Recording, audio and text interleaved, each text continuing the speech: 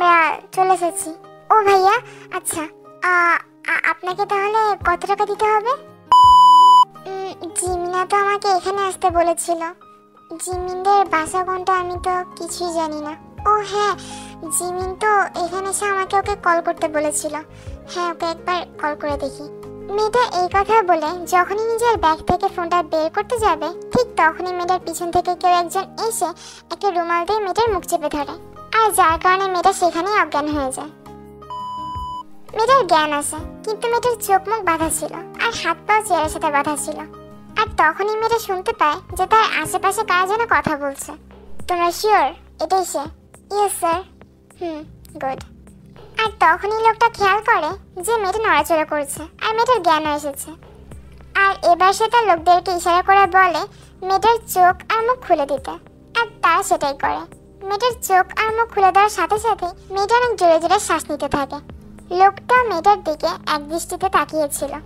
এবার লোকটা মেয়েটার কাছে যায় আর মেয়েটার দিকে একটু নিচু হয়ে বলে, ইনোসেন্ট ফেস। হ্যাঁ, কিন্তু কাজকর্ম যাই হোক, অনেক বেশি কষ্ট দিয়ে ফেললাম নাকি? আর এবার মেয়েটা ভয় ভয় লোকটার দিকে তাকায়। আপনি কে? ওয়াহ, তুই যে এত ভালো অ্যাক্টিংও করিস সেটা তো আমি জানতাম না। বল আমার ভাই কোথায়, বল। মেয়েটা লোকটার ধমক শুনে কেঁপে ওঠে। আমি কেমন করে বলবো যে আপনার ভাই কোথায়? আমি তো আপনাকেই চিনি না। বুঝতে পেরেছি, সোজা কথায় কাজ হবে না। আর এই কথা বলেই লোকটা নিজের পকেট থেকে একটা ছুরি বের করে আর সেটা নিয়ে মেয়েটার গলার কাছে ধরে। তুই যদি এখন আমাকে না বলিস যে তুই আমার ভাইকে কোথায় লুকিয়ে রেখেছিস, তাহলে কিন্তু এই ছুরি একদম তোর গলার এই পাশ দিয়ে ঢুকে ওই পাশ দিয়ে বের হয়ে যাবে। আর মেয়েটা এবার ভয় পেয়ে কান্নাই করে দেয়। প্লিজ এমন করবেন না, প্লিজ। আমি সত্যি কথা বলছি, আমি কিচ্ছু করিনি, আমি কিছু জানি না, আর আমি আপনাকেও চিনি না। আপনি কি নিয়ে কথা বলছেন আমি সেটাও বুঝতে পারছি না। বিশেষ করুন, আমি কিচ্ছু জানি না। আর আমি এই শহরেও থাকি না, আমি গ্রাম থেকে এসেছি। আমার কাছে প্রমাণ আছে। আমার ব্যাগ। লোকটা এবার লোকগুলোর দিকে তাকায়। আসলে ইয়ে স্যার, এই মেয়েটার সাথে একটা ব্যাগ ছিল, সেটা গাড়ির ভিতরে আছে। গাধাগুলো তোমাদের দিয়ে আমার কাজটা ঠিক করে হয়। সরি স্যার, এখন গিয়ে আগে ওর ব্যাগ নিয়ে আসো এখানে। ইয়ে স্যার। তারপর একজন চলে যায় ব্যাগ আনতে, আর লোকটা এবার মেয়েটার দিকে তাকায়। আমি কেমন করে বুঝবো যে তুমি সত্যি কথা বলছো? আমার ফোন আছে, আমি আপনার সামনেই না হয় আমার বেস্ট ফ্রেন্ডকে কল করব, আর তারপর তো আপনি বুঝতেই পারবেন যে আমি সত্যি কথা বলছি। তুমি কি শহরে এসেছো তোমার বেস্ট ফ্রেন্ডের বাসায় যাওয়ার জন্য? মেয়েটা আবার মাথা নাড়িয়ে হ্যাঁ বলে। আর তখনই যে লোকটা মেয়েটার ব্যাগ আনতে গিয়েছিল সেও ব্যাগ নিয়ে চলে আসে। স্যার, এই যে এই মেয়ের ব্যাগ। এটা এখানে রাখো, আর এর ভিতর থেকে ওর ফোন বের করো। আর তারপর লোকটা মেয়েটার ফোন বের করে ওর হাত খোলো। তারপরে লোকটা মেয়েটার হাতও খুলে দেয়। অ্যান্ড তারপর মেয়েটা তার বেস্ট ফ্রেন্ডকে কল করে। হ্যালো জিমিনা। হ্যাঁ তে কি রে, আমি সে কতক্ষণ ধরে তোর জন্য ওয়েট করছি, তুই কখন কল করবি। তুই এখন এসে পৌঁছাসনি নাকি? তে না রে, এখনো না, বাট ডোন্ট ওয়ারি, আমি প্রায় চলে এসেছি। আচ্ছা ঠিক আছে, তাড়াতাড়ি আয়। আচ্ছা রাখলাম এখন জিমিনা তাহলে। তারপর তে নামের মেয়েটা কলটা কেটে দেয়। ওর পা খুলে দাও, আর ওকে যেখান থেকে এনেছো সেখানে রেখে আসো। এই যে তুমি, এখানে যা যা হয়েছে এগুলো কিচ্ছু যেন বাইরে না যায়, মাথায় থাকে যেন সেটা। আর এই কথা বলেই লোকটা সেখান থেকে চলে যায়। Thank you. আর আমরাও সরি তোমার কাছে, কারণ আমরা তোমাকে ভুল করে নিয়ে গিয়েছিলাম। তো এবার একটু মুচকি হেসে মাথা নাড়ায়, আর সেই লোকগুলো সেখান থেকে চলে যায়। হ্যাঁ জিমিনা, আমি পিছনে তাকান মিসতে। তো এবার পিছনে তাকায়, আর পিছনে তাকিয়ে দেখতে পায় তার বেস্ট ফ্রেন্ড জিমিনি সেখানে দাঁড়িয়ে রয়েছে। তে দৌড়ে গিয়ে তাকে জড়িয়ে ধরে, আর জিমিনা শক্ত করে তাকে জড়িয়ে ধরে। প্রায় 7 বছর পর তারা একে অপরকে আবারও দেখতে পেল।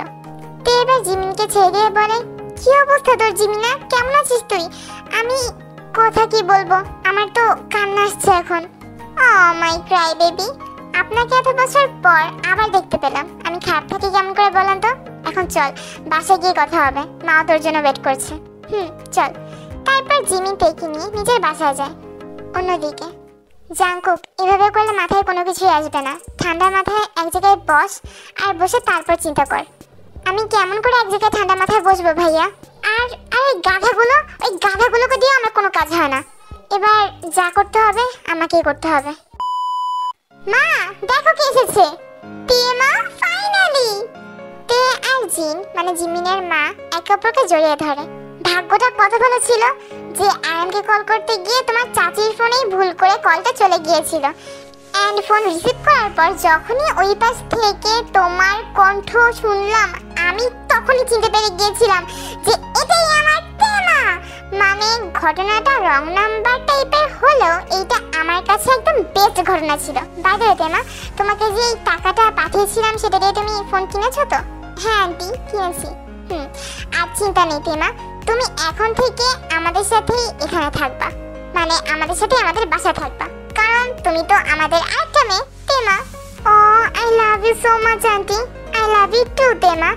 হ্যাঁ, তোমাদের সিরিয়ালের সিনগুলো যদি কপি করা এখন শেষ হয় তাহলে কি একটু পিছনে ঘোরা যায় এখন? জিমিনের কথা শুনে তে এবার পিছনে ঘুরে।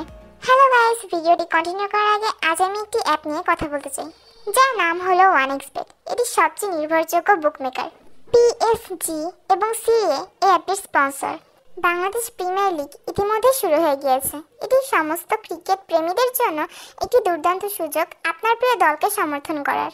এই অ্যাপে আপনি সমস্ত লাইভ ম্যাচের ফলাফল দেখতে পারবেন এবং সেই ম্যাচটি সরাসরি দেখতে পারবেন।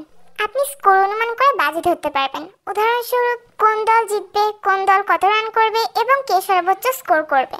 এবং রয়েছে নগদ পুরস্কার জেতার সুযোগ, যেমন BMW গাড়ি, আইফোন, ল্যাপটপ এবং আরও অনেক কিছু। এছাড়াও এখানে বিভিন্ন ধরনের গেম রয়েছে। আপনি যা পছন্দ করেন তা বেছে নিতে পারবেন এবং আমার প্রোমো কোড 1xKPOP ব্যবহার করে রেজিস্ট্রেশন করার সময় আপনার প্রথম ডিপোজিটে $130 পর্যন্ত বোনাস পেতে পারেন। আপনার যেতে অর্থ সহজেই বিকাশ, ব্যাংক, ক্রিপ্টো এবং অন্যান্য সহজ পদ্ধতিতে তুলে নিতে পারবেন। আমি এটি দীর্ঘদিন ধরেই করছি, আপনিও ব্যবহার করতে পারেন। তাহলে দেরি কিসের? পিন করা কমেন্টে লিঙ্ক দেওয়া আছে, লিঙ্কে ক্লিক করে রেজিস্টার করুন অথবা গুগলে 1xBet সার্চ করে রেজিস্টার করুন এবং রেজিস্ট্রেশনের সময় আমার প্রোমো কোড 1xKPOP ব্যবহার করুন এবং বোনাস পান। জিমিনের কথা শুনে তে এবার পিছনে ঘুরে। ফিলিক্সি! তে দৌড়ে গিয়ে তাকে জড়িয়ে ধরে আর ফিলিক্সও তাকে শক্ত করে জড়িয়ে ধরে। ওরে বাবা রে, আমার কান। By the way, my baby, my তে, মাই হার্টবিট, কেমন আছিস তুই? আমি ভালো আছি, তুই কেমন আছিস সেটা বল। ভালো না থেকে কি উপায় আছে? প্রায় 7 বছর পর আমি এই বেবিটার ফেস দেখছি। এই ডাইনিয়ার পেতনি দুইটা, আমিও তো এখানে দাঁড়িয়ে আছি নাকি? হ্যাঁ। ফিলিক্স আর তে এবার হাসতে হাসতে জিমিনকে এসে জড়িয়ে ধরে। আর 3 বেস্ট ফ্রেন্ডকে আবার একসাথে এক জায়গায় দেখে জিন নিজে অনেকটা ইমোশনাল হয়ে যায়। ফিলিক্স মা, তে মা, জিমিনা, সবাই খেতে আসো। আজকে তোমাদের জন্য তোমাদের জিনি আন্টি অনেক স্পেশাল আর ইয়ামি খাবার রান্না করেছে। ওকে আন্টি, এখন চলো ফাইনালি সবার সাথে পরিচয় করিয়ে দেওয়া যাক। এই মেয়েটা হলো তে, তার বয়স 19। এই মেয়েটা হলো জিমিন, তার বয়সও 19। আর এই মেয়েটা হলো ফিলিক্স, আর তার বয়সও 19। আসলে তারা ছোটবেলা থেকেই বেস্ট ফ্রেন্ড অ্যান্ড তারা থাকতো একই গ্রামে। কিন্তু হঠাৎ করেই তাদের যখন 12 বছর ছিল তখন ফিলিক্স আর জিমিনের বাবা মার একটা ইম্পর্টেন্ট কারণে শহরে চলে আসা লাগে। যদিও তারাও চাচ্ছিল না এই 3 বেস্ট ফ্রেন্ডকে আলাদা করতে, কিন্তু তাদের হাতে আর কোনো উপায়ও ছিল না এন্ড তখনই তারা আলাদা হয়ে যায়। অবশ্য শহরে আসার পরে জিমিন আর ফিলিক্স একই স্কুলে ভর্তি হয় আর যার কারণে তারা একসাথেই থাকে। কিন্তু মাঝখান থেকে আলাদা হয়ে যেতে ফিলিক্সের বাবা মা, জিমিনের বাবা মা অনেক ট্রাই করেছে তের সাথে কোনোভাবে যোগাযোগ করার জন্য, কিন্তু কোনো উপায় পায়নি। তের মা বাবার নাম্বারেও কল করেছিল কিন্তু কোনো লাভ হয়নি। আর তারপরে প্রায় 7 বছর পর জিন আয়ানকে কল করতে গিয়ে ভুল করে তের চাচির নাম্বারে কল করে।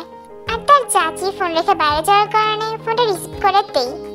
আর তারপর জিন তের কাছ থেকে জানতে পারে যে তের বাবা জিমিনরা শহরে চলে যাওয়ার 1 সপ্তাহ পরেই একটা রোগের জন্য মারা গিয়েছে। আর সেই কষ্ট সহ্য করতে না পেরে তের মা 5 দিন পরে মারা যায়। আর তারপর থেকেই তে তার চাচির কাছে থাকা শুরু করে, কিন্তু তার চাচি তাকে একদমই পছন্দ করতো না আর এখনো করে না। আর তে যখন জিনকে এগুলো বলছিল ঠিক তখনই তের চাচি চলে আসে আর তেকে ধমক দিয়ে চিল্লিয়ে বলে বাসার সব কাজগুলো কমপ্লিট করতে। আর তখনই জিন বুঝতে পারে যে তেকে তার চাচি সহজ সরলভাবে কাজের মেয়ের মতো কাজ করাচ্ছে, তাই সে তাকে তখন বলে যে শহরে চলে আসতে। আর এটাও বলে যে শহরে আসার জন্য তার যত টাকা লাগবে সেটা সে কাউকে দিয়ে তের কাছে পাঠিয়ে দিবে। রাতে আরএম, জিন, ফিলিক্স, তে আর জিমিন সবাই একসাথে বসে ডিনার করছিল। মানে ফিলিক্স আজকে জিমিনের বাসায় থাকবে। জানো আরএম, এই তিনজনকে আবারও একসাথে দেখে আমার যে কি ভালো লাগছে আমি বলে বোঝাতে পারবো না। হ্যাঁ জিন, ঠিক বলেছ, তিনজন আবারও একে অপরকে একসাথে পেয়েছে, এটা দেখে আমার অনেক বেশি ভালো লাগছে। হ্যাঁ, রাত তো হয়ে গেল। ভেবেছিলাম তোর ভাই মেবি তোকে বাঁচাতে আসবে, মানে তাহলে দুইজনকে একসাথে মারতে পারতাম, কিন্তু যেহেতু সে আসছে না তাহলে একটাকে আগে শেষ করি। লিসেন, যাই কিছু হয়ে যাক না কেন আমার ভাই না তোকে ছাড়বে না। ও আচ্ছা, তাই নাকি? সো তোর ভাই আগে আমাকে খুঁজে তো বের করুক। এই কথা বলার সাথে সাথে মেয়েটার পাশ থেকে একটা গুলি গিয়ে দেয়ালে লাগে, আর মেয়েটা আবার পিছনে তাকিয়ে ভয় পেয়ে যায়, কারণ সেখানে জাংকুক, সুগা এন্ড তাদের সব গার্ডরা দাঁড়িয়েছিল। তোরা এখানে কেমন করে? জাংকুক আর সুগার চোখ এবার যায় চেয়ারের সাথে বাঁধা হিউনজিনের দিকে, যার ফেসের কিছু কিছু জায়গায় রক্ত ছিল যেগুলো শুকিয়েও গিয়েছিল। আর এটা দেখেই সুগা আর জাংকুকের বোঝা হয়ে যায় যে হিউনজিনকে এই ইউনা আর ইউনার লোকরা মিলে অনেক মেরেছে। আর তারপর জাংকুক নিজের রাগা সহ্য করতে না পেরে ইউনার মাথায় পরপর 5-6টা গুলি করে। সুগা তাড়াতাড়ি গিয়ে হিউনজিনের দড়িগুলো খুলে দেয়, আর তারপর হিউনজিন জাংকুক আর সুগা দুইজনকে অনেক শক্ত করে জড়িয়ে ধরে। ডোন্ট ওয়ারি হিউনজিন, আমরা থাকতে তোর কেউ কোনো ক্ষতি করতে পারবে না। আমার সাথে শত্রুতা করে আমার ভাইয়ের দিকে তাকানোর ফল এরকমই হবে। জাংকুক এই কথা বলেই ইউনার দিকে ডেঞ্জারাস ভাবে তাকায়, আর তারপর জাংকুকের গার্ডরাও ইউনার সব লোকদেরকে মেরে খারাপ অবস্থা করে দেয়। ওকে, সো এখন দেওয়া যাক জাংকুকদের পরিচয়। এটা হলো the mafia king Jeon Jungkook, যার দিকে তাকিয়ে কথা বলতে মানুষ ভয় পায়, মানে জাংকুক এতটা ডেঞ্জারাস। জাংকুকের বয়স 26। এটা হলো জাংকুকের বড় ভাই সুগা। সুগা একজন সাকসেসফুল বিজনেসম্যান, আর জাংকুককে অনেক কাজে হেল্পও করে। এখন আসা যাক হিউনজিনের কাছে। হিউনজিন হলো জাংকুক আর সুগার একমাত্র ছোট ভাই, তার বয়স 24। হিউনজিন এখনো পড়াশোনা করছে। সবাই জানে যে সুগা, জাংকুক আর হিউনজিন হলো 3 ভাই, এন্ড সবাই এটাও জানে যে হিউনজিনকে যদি কেউ কোনো ক্ষতি করার চেষ্টা করে তাহলে সেদিনই তার শেষ দিন হবে, এন্ড সেটা করবে সুগা আর জাংকুক।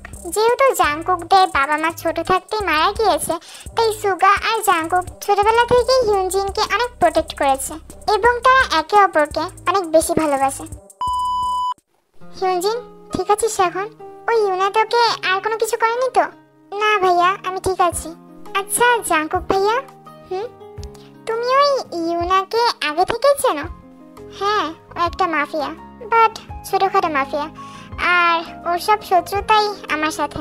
হ্যাঁ, ওরা জেলাস ফিল করে, কারণ তুমি best. Thank you so much আমার ছোট্ট হিউনজিনি। এন্ড তুমিও বেস্ট সুগা ভাইয়া, তুমি বেস্ট বিজনেসম্যান, আর জাংকুক ভাইয়া হলো বেস্ট মাফিয়া। আর আরেকটা কথা হলো, তোমরা দুইজনই আমার বেস্ট ভাইয়া।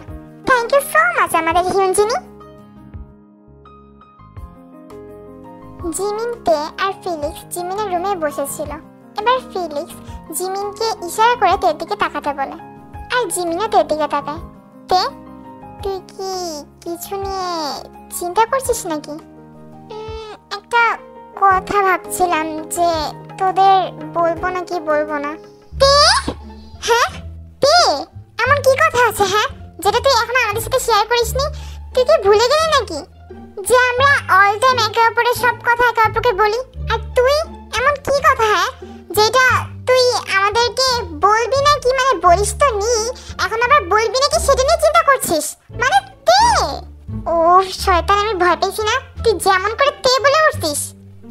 আর আর কথাটা হলো মানে তে, তুই কি বলবি নাকি আমার লাথি খাবি? এন্ড চড়ও আছে সাথে, তুই এই পাশ থেকে একটা দিবি ওই গালে, আর এই পাশ থেকে আমি একটা দেব এই গালে। আচ্ছা আচ্ছা বলতেছি শোন। এন্ড তারপর তে জিমিন আর ফিলিক্সকে বলতে থাকে যে সেদিন তে গাড়ি থেকে নামার পর কি কি হয়েছিল। এন্ড তারপর তের মুখে সবকিছু শুনে ফিলিক্স আর জিমিন দুইজনেই হ্যাঁ বলে চিল্লিয়ে ওঠে। আর তুই আমাদের এই কথাগুলো আগে বলিস নাই, মানে কি তুই? হ্যাঁ হ্যাঁ তে, সেটাই তো। এন্ড অলসো তুই এখানে বসে আছিস, চল এখনই। জিমিনা চল। ওয়েট, তোরা কই যাওয়ার কথা বলছিস রে? কোথায় আবার? প্রতিশোধ নিতে?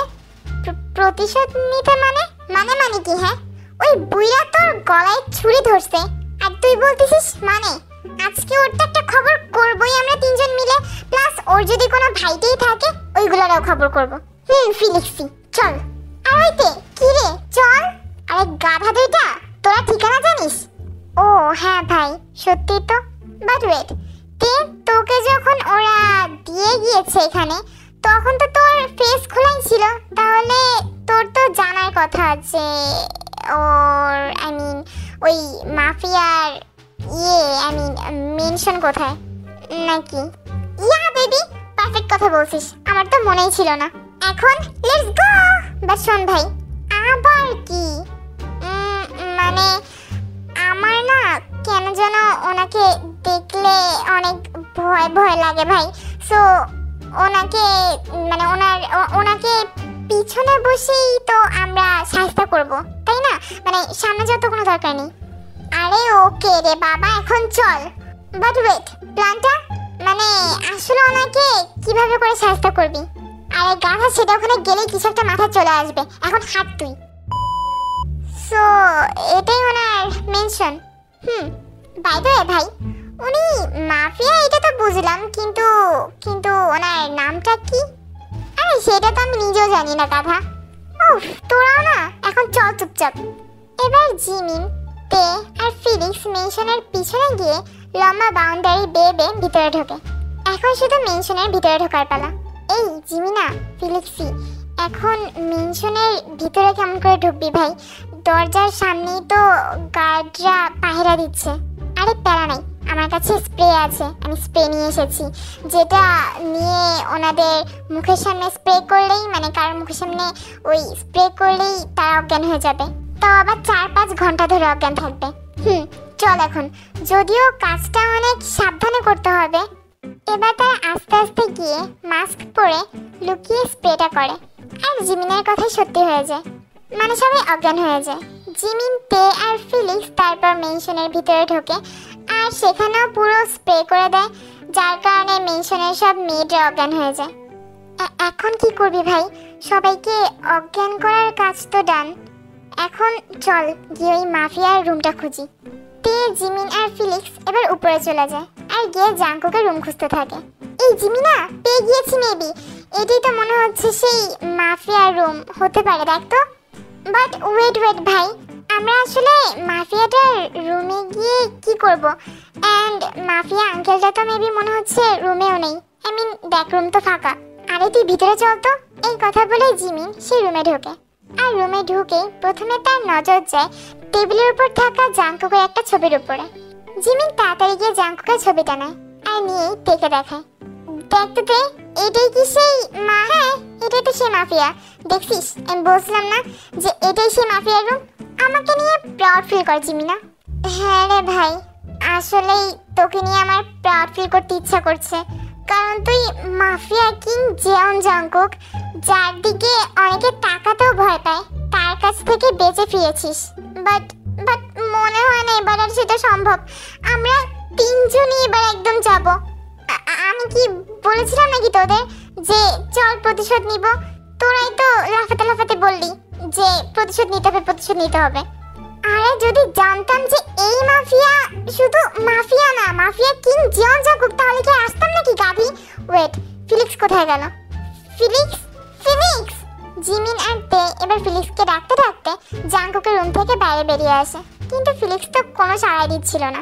অ্যান্ড ফাইনালি ফিলিক্সকে খুঁজতে তারা একটা রুমে গিয়ে ফিলিক্সকে পেয়ে যায়। ফিলিক্সের বাচ্চা তুই এখানে, আর আমরা তোকে জিমিনা, দেখ ছেলেটাকে হ্যান্ডসাম না ভাই?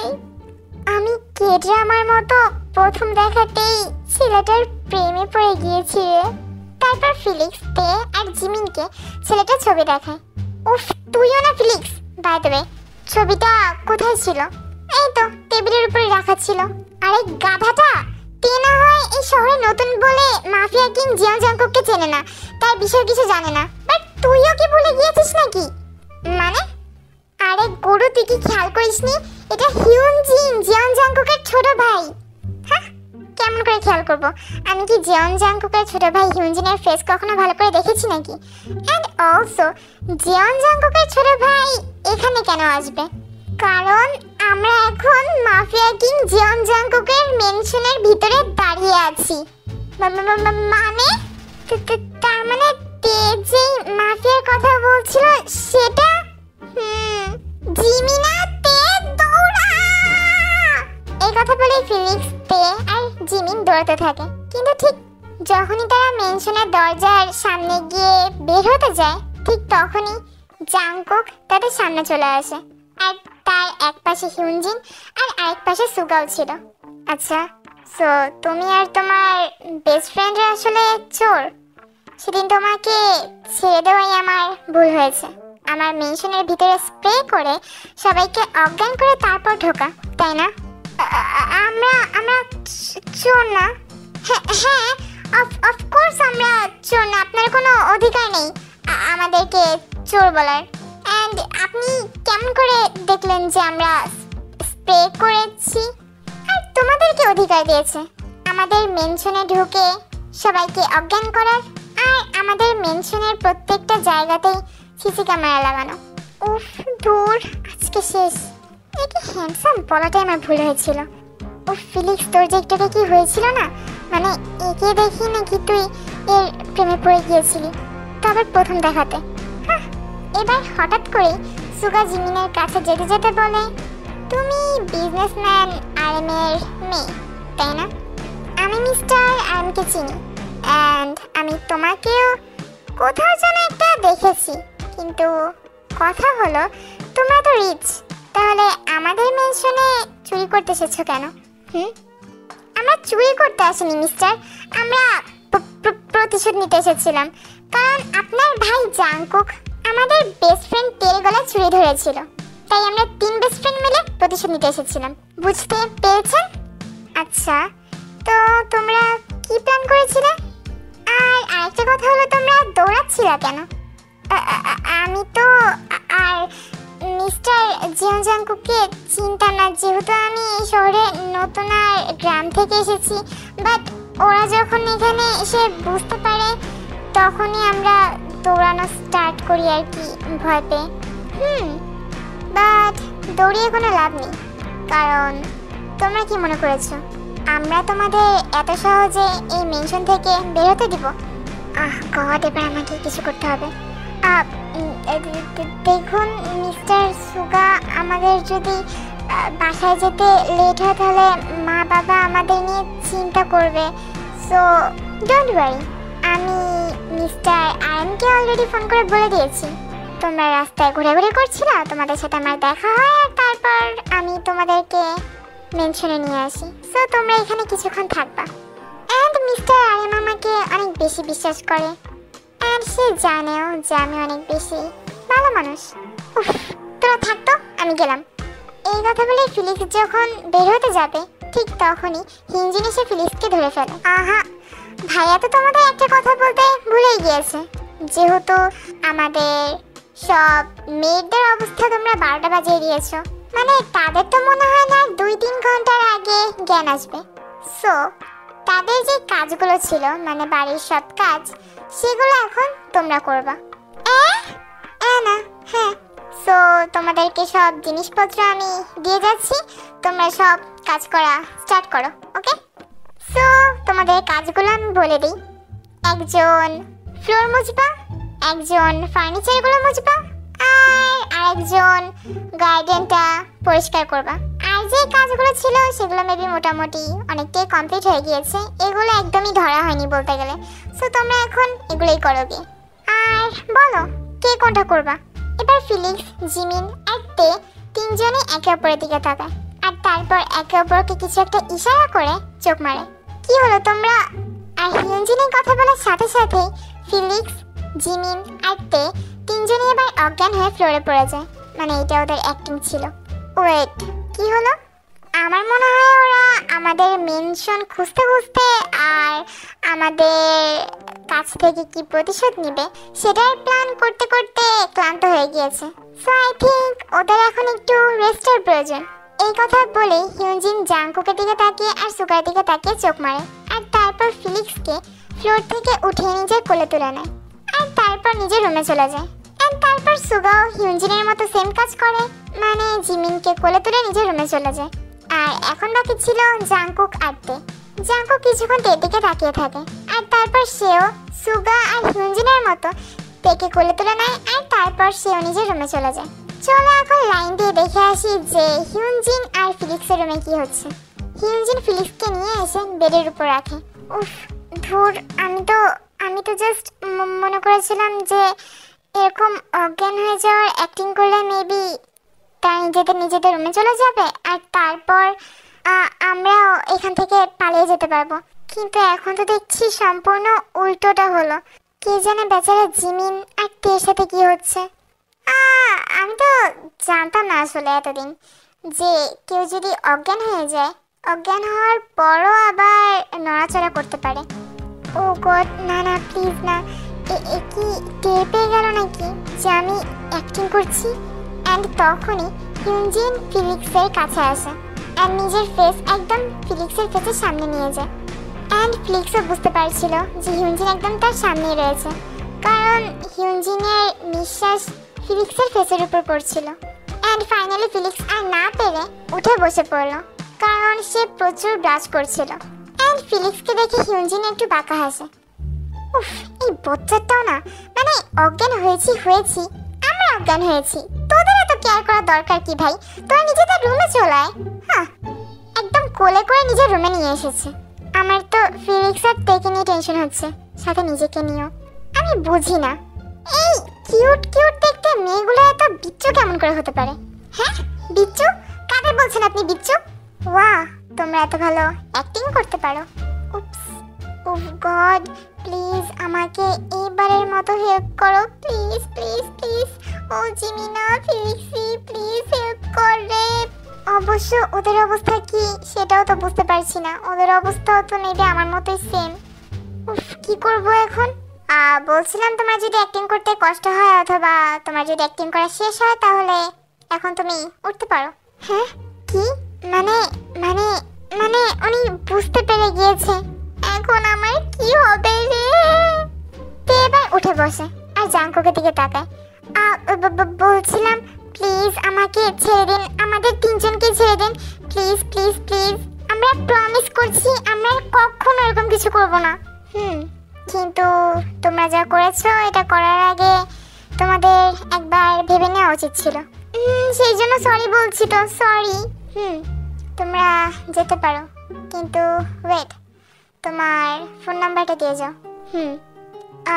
ফোন নাম্বার দিলে কি আপনি আমাদের যেতে দিবেন? দাও। ওকে। তারপর তে নিজের ফোন নাম্বারটা জাংকুককে দেয়। এখন যেতে পারো তুমি। আমার বান্ধবীরা গিয়ে ডাক দাও, তাহলেই হলো। তারপর তে দৌড় দিয়ে জাংকুকের রুম থেকে বের হয় আর তারপর জিমিন আর ফিলিক্সকে ডাকতে থাকে।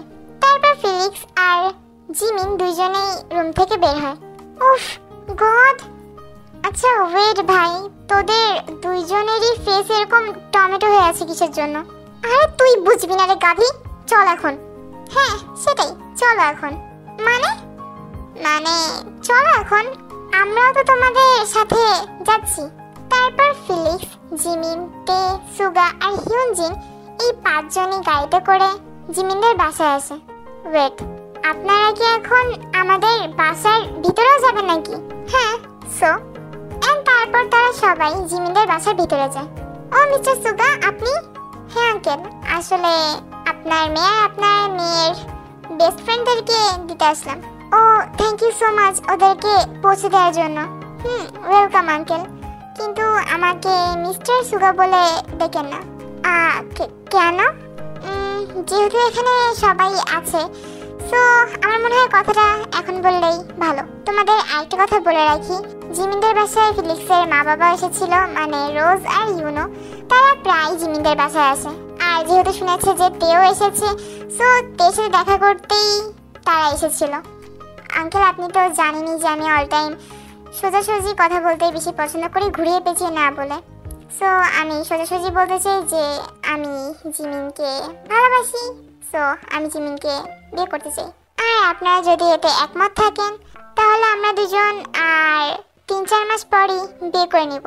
ফিলিক্সের মা বাবা আর জিমিনের মা বাবা মানে জিন আর আরএম সবাই সুগার কথা শুনে একদম অবাক হয়ে যায়। কিন্তু জিমিন কি এতে একমত? জিমিনা ডার্লিং, তুমি কি একমত? ওকে, তাহলে আমরাও রাজি। কি জিন, তুমি কি বলো? হ্যাঁ, আমিও রাজি। থ্যাংক ইউ সো মাচ আমার ফিউচার মাদার ইন ল আর ফাদার ইন ল। এবার পিছন থেকে হিউনজিনও আসে। ওয়েট, হিউনজিন এবার রোজ আর ইউনোর দিকে তাকিয়ে বলে, আন্টি আঙ্কেল আপনারাই ফিলিক্সের মা বাবা, রাইট? হ্যাঁ বাবা। কেন? কারণ আমারও আপনার দুজনের সাথে কিছু কথা ছিল, আর সেটা হলো আমিও ফিলিক্সকে বিয়ে করতে চাই। বিকজ আমি ফিলিক্সকে ভালোবেসে ফেলেছি, আর ফিলিক্স তো আমাকে প্রথম দেখাতেই ভালোবেসে ফেলেছিল, তাই না ফিলিক্সি? হ্যাঁ।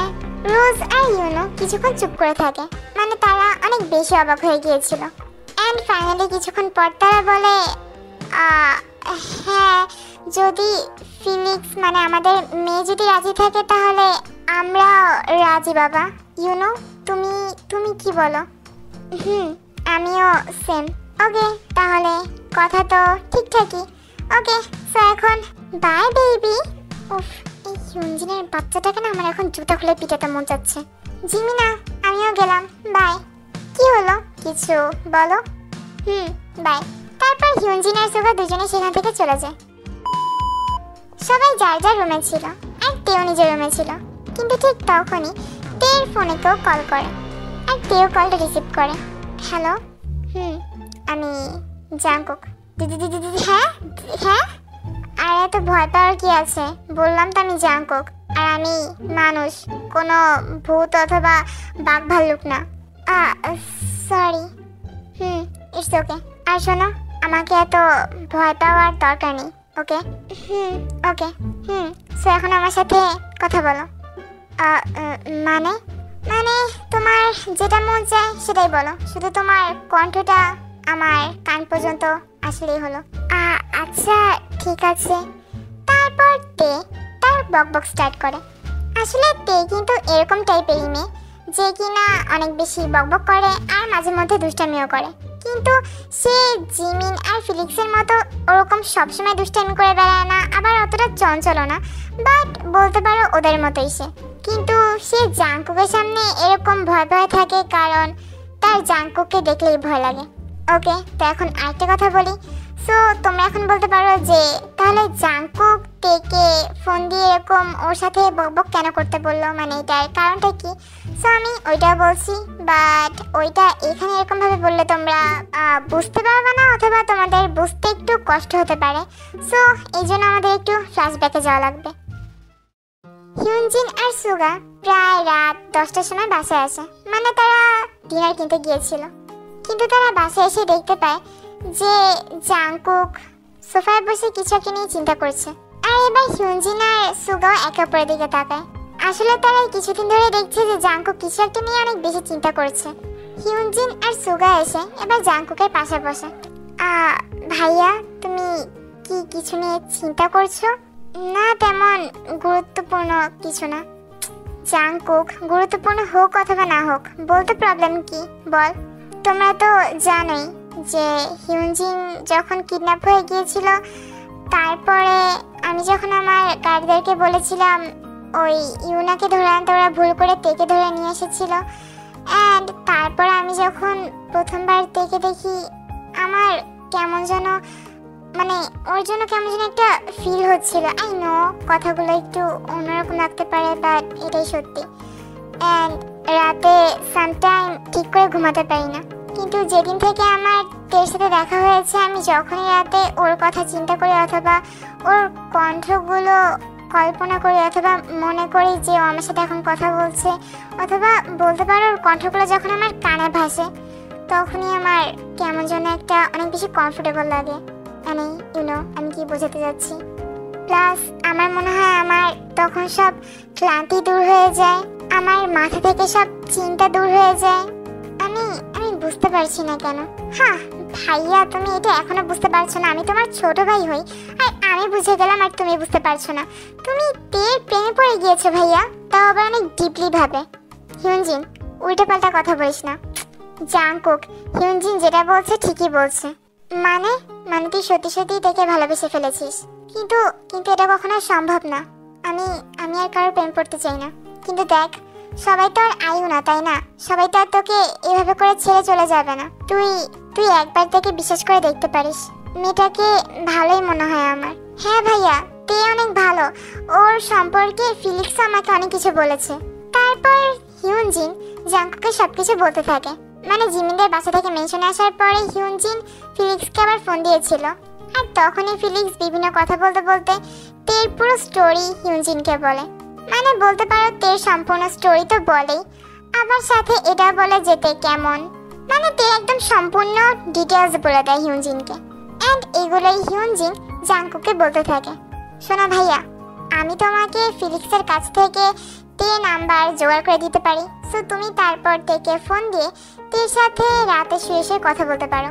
এতে তোমাদের সম্পর্কটাও গভীর হবে, তুমিও তেকে অনেক ভালো করে চিনতে পারবা, আর তেও তোমার সাথে অনেক বেশি কমফোর্টেবল হয়ে যাবে। মানে এখন তো তোমাকে দেখলেই ভয় পায়। দেখি। এখন তো আর জাংকুককে অতটা ভয় পায় না। মানে সে জাংকুকের সাথে কমফোর্টেবল ভাবেই কথা বলতে পারে, আর সে শুধু বকবক করে আর জাংকুক শুধু শোনে। মাঝে মধ্যে তের ফানি ফানি কথা শুনে জাংকুক হেসেও দেয়। মিস্টার জাংকুক, প্রতিদিন তো তুমি বেশি কথা বলো, কিন্তু আজকে আমার তোমাকে কিছু বলার আছে। আহা, তাই নাকি? ওকে, তো বলেন মিস্টার জাংকুক, আপনার আমার সাথে কি কথা আছে, আমি শুনি। তে আই লাভ ইউ। আর তুমি? হোয়াট? এটা সত্যি। সো বলো তুমি। কি হলো বলো? আমি আমি কথা বলতে পারছি না, আমার অনেক বেশি লজ্জা লাগছে। সো আমি বুঝতে পেরে গিয়েছি তোমার উত্তর কি হতে পারে। আরেকটু লজ্জা দেওয়া যাক তোমাকে। Good night baby. আজকে রাতে স্বপ্নে আমাদের দুজনকে দেখো। জাংকুক এই কথা বলে হাসতে হাসতে ফোন কেটে দেয়। আর এদিকে আমাদের ব্যাচারিতে ঘুমাবে কি, সে তো লজ্জা পেতে পেতেই শেষ হয়ে যাচ্ছে।